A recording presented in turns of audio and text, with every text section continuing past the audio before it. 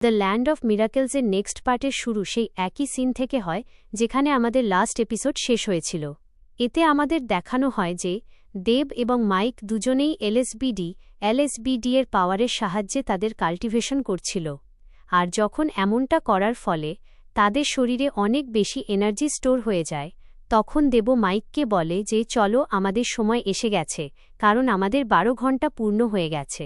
এখন আমরা এখানে আর বেশিক্ষণ থাকতে পারব না, আমাদের এখান থেকে বের হতেই হবে। মাইক বলে যে চলো, ঠিক আছে, আমরা আমাদের পুরো চেষ্টা করব শেষ নিঃশ্বাস পর্যন্ত। যদি সত্যের রাস্তায় চলতে গিয়ে আমাদের প্রাণও চলে যায়, তাহলেও আমাদের কোনো দুঃখ থাকা উচিত নয়। এরপর তারা এখান থেকে বেরোনোর সিদ্ধান্ত নেয়। তারপর আমাদের রেড কুইন রুবিকে দেখানো হয়। সে পিছন থেকে কারো কাছে যায় এবং তার মনে হয় যে এরা নিশ্চয়ই দেব আর মাইক হবে। তাই সে বলে যে যাক, তোমরা শেষমেশ বাইরে বেরিয়েই এলে। কিন্তু দেব আর মাইক সেখানে আসতেই সমুদ্রের ভেতর থেকে কোনো এক ভয়ঙ্কর জিনিস বেরিয়ে এসে রেড কুইন রুবির ওপর অ্যাটাক করে দেয়। আর এই অ্যাটাকটা খুব বড় একটা তলোয়ারের সাহায্যে করা হয়েছিল, যার ইম্প্যাক্ট অনেক দূর পর্যন্ত দেখতে পাওয়া যায়। আর দেব ও মাইক যে বাঁধনের মধ্যে আটকে ছিল, সেটাও নিজে থেকেই ওখান থেকে গায়েব হয়ে যায়, কারণ সেই অ্যাটাকের কারণে রেড কুইন রুবির ম্যাজিক শেষ হয়ে গিয়েছিল। কিন্তু রেড কুইন রুবি এত বড় তলোয়ারটাকে কেবল নিজের এক হাত দিয়েই আটকে নিয়েছিল, সাথে সে ওটাকে কেবল নিজের এক ঝটকাতেই সেখানেই শেষও করে দেয়। তখনই মাইক আর দেব ওখান থেকে পালানোর যেমনই চেষ্টা করতে লাগে, রুবি বলে যে তোমাদের এই চেষ্টা বেকার, কারণ সে তাদের ওপর অ্যাটাক করে দেয়।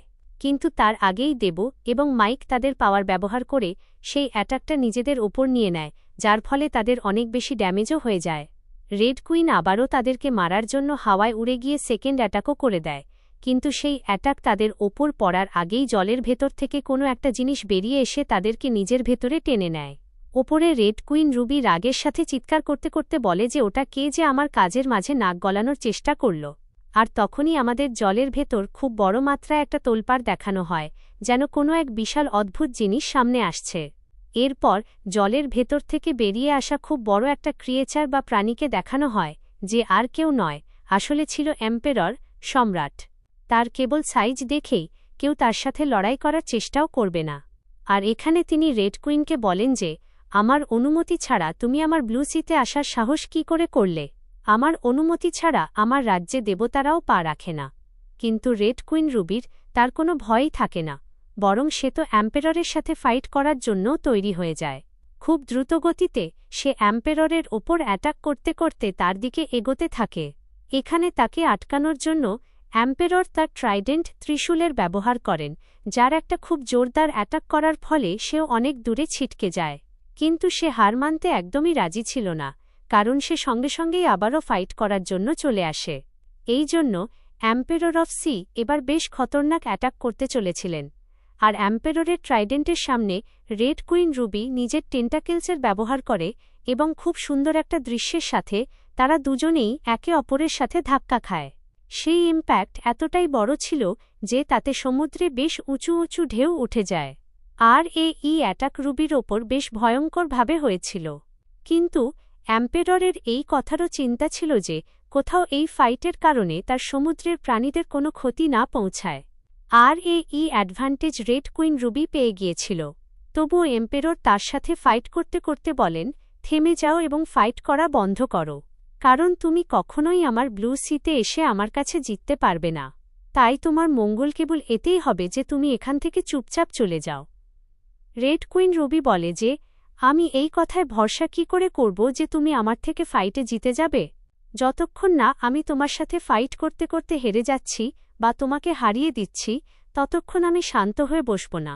আর সে আবারও ফাইট করার জন্য রেডি হয়ে যায়। কিন্তু তখনই আমাদের অন্য দিক থেকে ওশেন ক্ল্যানের এল্ডারদের আসতে দেখানো হয় এবং তারা এসে বলে যে এবার অনেক হয়েছে। কিন্তু রুবির তাদেরও কোনো ভয় থাকে না, আর সে বলে যে এই কয়েকটা শুকনো কাঠ আমার সামনাসামনি করতে এসেছে। যেমনই রেড কুইন রুবির মনে হতে থাকে যে সে এদের সাথে জিতে পারবে না, তখন সে আবার বলে যে এই দুটো ছেলের কপাল ভালো যে তোমরা মাঝখানে চলে এলে। আর তারপর সে সঙ্গে সঙ্গে ওখান থেকে পালিয়ে যায়, যার পর ওই 3 এল্ডার এম্পেররের কাছে পৌঁছে যায় এবং তারা সবার প্রথমে মাইটি এম্পেররের সামনে মাথা নত করে। এম্পেরর বলেন যে তোমাদের দেখেছি অনেক সময় হয়ে গেছে, তোমরা আমাকে বলো যে ওশেন ক্ল্যানে চলছেটা কি, যার কারণে পরিস্থিতি এতটা বেশি বিগড়ে গেছে। এরপর এখন আমাদের দেব আর মাইককে জলের নিচে যেতে দেখানো হয়, যেখানে দেব যেমনই একটু দুর্বল হতে শুরু করেছিল, তখন মাইক সঙ্গে সঙ্গে তাকে নিজের একটু এনার্জি দিয়ে তাকে ঠিক করে দেয়, যাতে তারা সহজেই জলের ভেতরেও সার্ভাইভ করতে পারে। আর তারা দ্রুত গতিতে সামনের দিকে এগোতে এগোতে সমুদ্রের প্রাণীদের সাথে খেলা করতে করতে যেতে থাকে, এবং তারা আজ পর্যন্ত কখনোই এই ধরনের দুনিয়া দেখেনি। কারণ তখনই তারা তাদের পেছন থেকে আসতে থাকা একটা খুব বড় কচ্ছপ দেখতে পায়, যে নিজের বাচ্চাদের নিয়ে তাদের সাথেই সাঁতার কাটতে কাটতে যাচ্ছিল। সাথে সাথে তারা মনে মনে কথাও বলতে বলতে যায়। এতে মাইক বলে যে, এমনিতেও দেখো আমি ঠিক বলেছিলাম, এইবার আর সে আমাদের পেছনে আসবে না, আর দেখো আমার কথাও একদম সত্যি হল।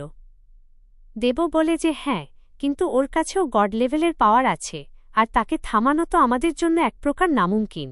এই জন্য আমরা জলের নিচে যত দূর পর্যন্ত যেতে পারব, আমাদের তত দূর পর্যন্ত যেতে হবে, যাতে সে ভুল করেও আমাদের ব্যাপারে জানতে না পারে। মাইক বলে যে আসলে এইসি টাটলগুলো সামুদ্রিক কচ্ছপ মাইগ্রেশনের কারণে অন্যদিকে যাচ্ছে, কারণ এরাও জানে যে এদের জীবনের জন্য ডিমনরা কতটা বেশি বিপজ্জনক। এমনিতেও আমাদের এই স্রোতটাকেই ফলো করে চলা উচিত, তবেই আমরা ডিমনিক ডোমেইনের কোস্ট পর্যন্ত পৌঁছতে পারব। কারণ এমনিতেও এই সি টাটলগুলো সেই দিকেই যাচ্ছিল, তাই তারা খুব দ্রুত কচ্ছপগুলোর সাথে সাথে এগোতে শুরু করে দেয়। কিন্তু তখনই সামনে এগোতে এগোতে মাইক একটা অদ্ভুত জিনিস অনুভব করে। সে বলে যে, আমার এমন মনে হচ্ছে যেন এই সব জিনিসগুলো নকল, আমাদেরকে কোনো মায়াজালে ফাঁসানো হয়েছে। সে গভীরভাবে জিনিসটা খেয়াল করে যে সত্যিই তাদের সাথে এমনটা করা হয়নি তো। আর ঠিক সেই সময়ই তাদের ওপর কোনো বিশাল এক এন্টিটি সত্তায়ের পায়ের সাহায্যে হামলা করা হয়, যা থেকে বাঁচতে গিয়ে দেব একটা বেশ বড় পাথরের সাথেও ধাক্কা খেয়ে যায়, এবং তারপর তখনই মাইককে ধরার জন্য সেই বিশাল এন্টিটির হাতও চলে আসে। এই জন্য মাইক দেবকে বলে যে আমরা বেশিক্ষণ সমুদ্রের ভেতরে থাকতে পারব না, তাই কেননা আমরা সবার আগে ব্যাটল আইল্যান্ডেই টেলিপোর্ট হয়ে যাই। কিন্তু দেবের দিক থেকে কোনো রেসপন্স আসছিল না, কারণ সে তো ওই অ্যাটাকের কারণে জলের ভেতরেই অজ্ঞান হয়ে পড়েছিল। এই জন্য মাইক সঙ্গে সঙ্গে তার ওপর পুনরায় অ্যাটাক হওয়ার আগেই তাকে বাঁচিয়ে নেয়। কিন্তু দেব এখনও নিচের দিকেই তলিয়ে যাচ্ছিল। আর এর সাথেই এপিসোডটাও এখানেই শেষ হয়ে যায়।